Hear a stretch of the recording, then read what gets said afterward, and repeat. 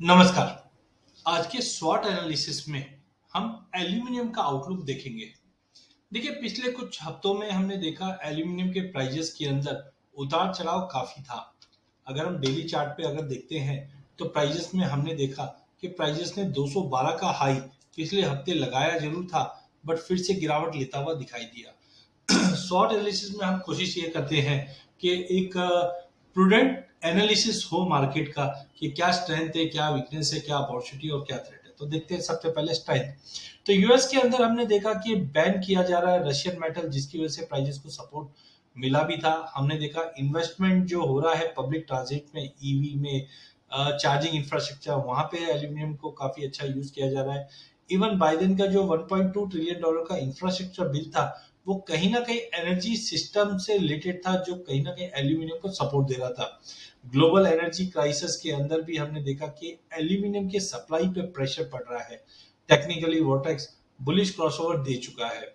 वहीं अगर हम अपॉर्चुनिटी की बात करते हैं पहले, तो एलएमई ने भी रशियन मेटल को सिस्टम पे बैर करने की कोशिश की है, जो प्राइजेस पे कहीं ना कहीं एक सपोर्ट दे रहा है। चाइना ने नए स्टिमुलस की बात की है आज ही, जो उसका भी एक असर पूरे मेटल पे पड़ता हुआ दिखाई दे रहा है। एल्कोवा इन्होंने बताया कि जो हाई एनर्जी कॉस्ट है, जो इनपुट उसकी वजह से मार्जिन पे काफी स्क्वीज हो रहा है और ये दबाव लाता हुआ दिखाई दे रहा है। ईवीज के ऊपर लोगों का ध्यान ज्यादा है, जिस ढंग से एनर्जी क्राइसिस चल रहा है, ये भी एल्यूमिनियम को सपोर्ट देगा। साथ में फिट्स ने भी जो नई रेटिंग रखी है, जिसमें बताया जा रहा है कि 2022 के अंदर भी $3000 पर टन का भाव हो सकता है, ये कहीं ना कहीं प्राइसेस को सपोर्ट दे रहा है। वहीं अगर थ्रेट की अगर बात करें या वीकनेस की बात करें, तो कॉपर अपने हाई से 50% की गिरावट दिखा चुका है, क्योंकि इकोनॉमी डाउन ट्रेंड चल रहा है। एल्यूमिनियम में जो इन्वेंट्रीज है वो 41,400 टन से बढ़कर आ रही है। चाहे हम एलएमई की बात करें या संगाई में भी बात करें, लगभग 12,290 टन के आसपास का इन्वेंट्री बढ़कर आ रहा है।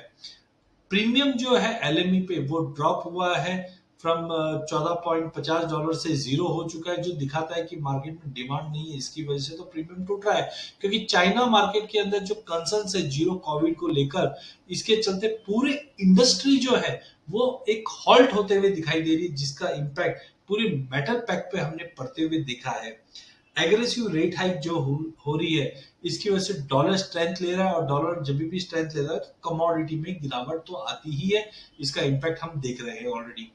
थ्रेड साइड देखें तो रिसेशन फियर तो बने हुए ही है, बिकॉज इसकी वजह से ट्रांसपोर्टेशन, कंस्ट्रक्शन, पैकेजिंग, सभी इंडस्ट्री पे इम्पैक्ट पड़ रहा है। कोरोना वायरस का जो कंसर्न है वो पूरे इकोनॉमी में दबाव ला रहा है। चाइना जो one of the biggest buyer है, इंटरेस्ट रेट यूरोप से, यूएस से भी जो बढ़े हैं, वो कहीं ना कहीं रिसेशन का फियर 2013 में और गहराता हुआ दिखाई दे सकता है। रसल ने बताया कि हमने पूरे कंप्लायंस जो भी है वो पूरे कर रहे हैं, बट फिर भी जो सप्लाई साइड कंसर्न्स है, मतलब अगर कंप्लायंस पूरे होते हैं और बैन नहीं होता, तो हो सकता है प्राइसेस में एक दबाव देखने मिल जाए। बट ओवरऑल ग्लोबल आउटलुक जो दिखाया जा रहा है, जो सुबेन फाइनेंशियल ने भी बताया, वो थोड़ा ग्लोमी है, जिसकी वजह से मार्केट में दबाव है। तो ओवरऑल स्ट्रेंथ वाइज भी अगर हम देखें तो इंप्रूवमेंट रह सकता है, बट टाइमिंग दबाव है। टेक्निकली अगर हम देखते हैं तो इचिमिको क्लाउड के नीचे है, जो एक नेगेटिव प्रोस्पेक्टिव बनाता है। मैकडी भी अगर हम देखते हैं तो अभी भी जीरो लाइन के नीचे, जो वीक बता रहा है।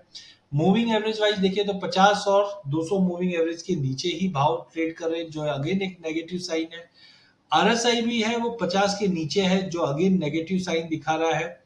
चॉपी इंडिकेटर इस वक्त बड़ी वॉलिटिलिटी के साइन नहीं दे रहा है, क्योंकि ये अपवर्ड मूविंग जा रहा है, तो लो वॉलिटिलिटी बनी हुई है, बट आगे जाके मान रहे हैं कि वॉलिटिलिटी बढ़ सकती है। एंड लास्ट अगर वॉर्टेक्स की बात करें, तो वॉर्टेक्स हमने देखा कि एक बुलिश क्रॉसओवर तो दिया था पहले ही, बट अब ये नेगेटिव क्रॉसओवर की तैयारी कर रहा है, जिसकी वजह से ट्रेंड थोड़ा वीक है।